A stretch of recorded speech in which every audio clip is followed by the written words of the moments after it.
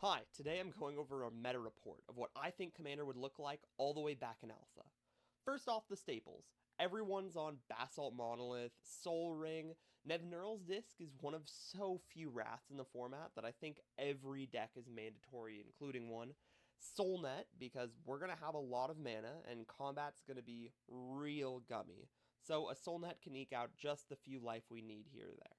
The commanders are going to set the stage for the best decks, and with no legends yet, we're just going to assume all creatures can be commanders. Green has Force of Nature or Venduran Enchantress, both middling options. Blue really only has Clone as a way to steal better commanders, but the color does get Counterspell and Control Magic, so maybe it's one of the better decks. White gets genuinely, and I'm not making this up, nothing of note. And that leaves our two best colors. Black will be oft-helmed by Nightmare, a hulking flying monstrosity backed by the color's access to some of the incredibly few removal spells in the game.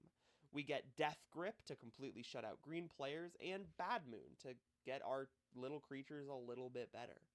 Black's biggest strength is actually being mostly immune to blue.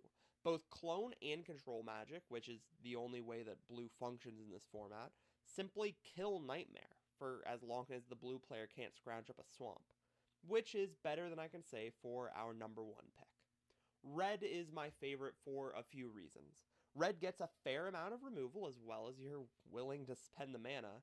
Wheel is a decent card draw. It has a staggering amount of creatures, so we can actually do normal combat damage at some point. And it has not one, but two mana doublers. The most important factor is, of course, Shivan Dragon. Being a huge lizard with wings, Shivan Dragon is the strongest commander to get consistent commander damage wins. It is susceptible to being control magic, so probably aim those Mons Goblin Raiders at the blue player.